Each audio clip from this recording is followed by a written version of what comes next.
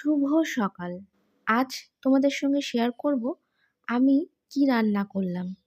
চলো, মা যেহেতু শরীরটা খারাপ, আমি রান্না করব। আর যেহেতু সুগারটা বেড়েছে, তার জন্য তাকে কি দেওয়া যায় ভেবেই তো আর পাই না। তা আজকে কি রান্না করবো বলো তো? রাতে কিন্তু আমি সব কুটে জোগাড় করে রেখে দিয়েছি, না হলে সকালে করাটা অনেকটাই শক্ত। আর সকাল সকাল করে নিলে মানে সেরে নিলে অনেকটা বলি বড় কাজ হয়ে যায়। তা আজকে আমি করব, প্রথমেই আমি মাছটা ভেজে নেব। একদম দেখো ছোট মাছ, মানে বাটা মাছ নিয়েছে মা কালকে। বাটা চারাপোনা সবই নিয়েছে। আর প্রায় মানে 1 কিলোরও বেশি মাছ নিয়ে রেখেছে, কারণ আমাদের যেহেতু মাছটা লাগে আর রোজ দিন ওরকম সকালবেলা উঠে যাওয়াটা একটু সমস্যার হয়ে যায়। কারণ কখন যে মাছওয়ালা আসে ঠিক বুঝতেই পারি না। আবার কোনো কোনো দিন মাছ জ্যান্ত চারাপোনা মাছ আসেও না। তাই জন্য বেশি করেই মা নিয়ে রেখে দিয়েছে, অন্তত 2-3 দিন তো চলেই যাবে। তাই এখন প্রথমেই আমি আগে ওইদিকে তো ভাত দেখেই নিলে, আর অল্প করে আলুটা একটুখানি মানে মাছের ঝোলে দেবো, কিন্তু আলুটা একটু জলে ভাপিয়ে নেবো। কারণ ডাইরেক্ট আলুটা যেহেতু এখন ওই যে সুগারটা বলছি অনেকটাই হাই রয়েছে, তার জন্য আর ডাইরেক্ট দেবো না। আমরা তো আলু ছাড়া খেতে পারবো না, মানে খেতে একটু কেমন লাগে যেন। যতই যা হোক সবের মধ্যে একটু আলু, তাও একটু কম পরিমাণেই দিয়েছি। তাও আর কিভাবে আলু ছাড়া করব, মাও বা 1 পিস অন্তত তো আলু খাবে। তাই জন্য আলুটা সবারই একবারে ভাপিয়ে নিলাম সসপ্যানে।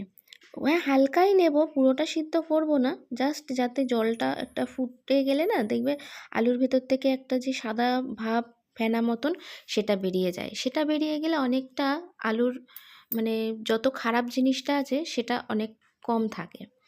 তা যাই হোক, এই দেখো প্রথমেই আমি বাটা মাছগুলো এখন তেলের মধ্যে ছেড়ে দিচ্ছি। আর এইসব জ্যান্ত মাছ রান্না করলে না কোনো কষ্ট নেই, জানো তো। না মাছ ধুলেও সেরকম একটা গন্ধ আছে, আর না রান্না করলেও খুব ভালো লাগে। কিন্তু বেশি বড় মাছ রান্না করলে খুব বেশি যেন আষ্টে গন্ধ বেরোয়। আর দেখো মাছ ভাজা হয়ে গেছে, তেলে কিন্তু আমি সবজিও দিয়ে দিয়েছি। তেলের মধ্যে 5 ফোড়ন দিয়েই আমি ডাঁটা আর পেঁপেটা দিয়ে দিয়েছি। আর এখানে অনেকটা কাঁচকলা নিয়েছি। আর ডাঁটাও কিন্তু অনেকটা দিয়েছি, কারণ ডাঁটা এখন খাওয়া অনেক ভালো। আর ডাঁটা বেশি করে খেলে কোনো অসুবিধা হয় না। তার জন্য ডাঁটাটা যা মানে আনা হয়েছিল সবটাই দিয়ে দিয়েছি, কারণ রেখে দিলেই যেন তো ডাঁটা মানে শুকিয়ে যায়। আর শুকিয়ে গেলে ডাঁটা একদমই খেতে ভালো লাগে না। টাটকা টাটকা যেদিন আনা হয় সেদিনই খাওয়াটা আমার মনে হয় ভালো। হালকা একটু জিরে দিয়েছি, একটু আদা বাটা দিয়েছি, টমেটো কিন্তু দিইনি। আর তার সাথে একটুখানি গোলমরিচ দিয়েছি। এই হলো পাতলা ঝোল। আর এইদিকে আরেকটা কড়াই বসিয়ে তার মধ্যে আমি দেখো ছোট ছোট কুচি করা বেগুন, তার সঙ্গে মানে একটু নিম পাতা দিয়ে নিম বেগুন করেছি। খেতেও বসে গেছি, কারণ ওষুধগুলো খেতে হবে। আজকে একটু ঘুমটা মানে রান্না করে আমি গিয়ে একটু শুয়ে পড়েছিলাম, তারপরে উঠেই খাওয়া দাওয়া। দেখো নিম বেগুন ভাজা, ভাত, আর সাথে আছে পাতলা মাছের ঝোল। কি ঠিক করিনি বলো তো? এইরকমই খাওয়াটা ঠিকঠাক আছে। মানে পেশেন্টের পক্ষেই ভালো, আর এমনি ভালো মানুষের পক্ষেও ভালো। তা এই মানে আজকের এই রান্না বান্না, মানে সকালেও এটাই টিফিন খাওয়া হবে আর দুপুরে তো এটাই খাওয়া হবে। তার সঙ্গে ফল টল যদি খায় তখন নয় কেটে দেওয়া যাবে। তা আমি কাটার থেকে মাই বেশি কেটে জোগাড় করে। মা একটুখানি মানে শরীরটা ভালো হলেই অমনি নেমে পড়ে যুদ্ধে। তা আমি এখন আম ঘরটা একটু ঝাড় দিয়ে নিলাম, কারণ মা বিছানা টিছানা গুছিয়ে দিয়েছে।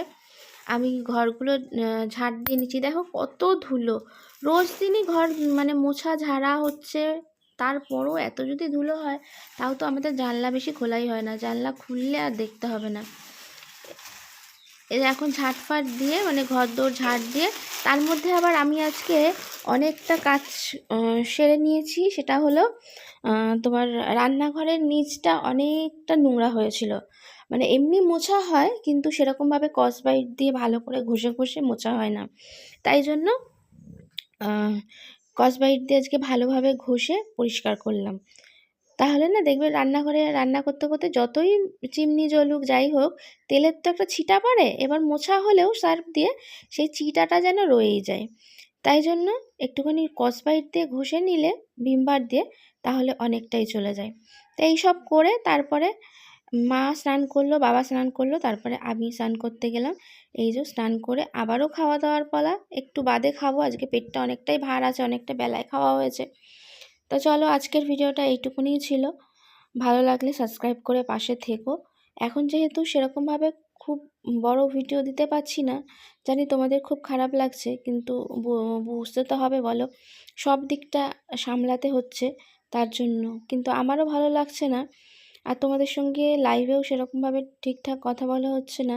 সকালবেলা খাওয়ার সময় আমি লাইভ করি, তোমাদের সঙ্গে কথা বলি, কিন্তু সেটাও আর হয়ে উঠছে না, কারণ কখন উঠছি কখন খাচ্ছি, তারপরে তাড়া থাকছে, একটার পর একটা কাজ করব। তা আজকের মতন সবাই ভালো থেকো, টাটা, বাই বাই।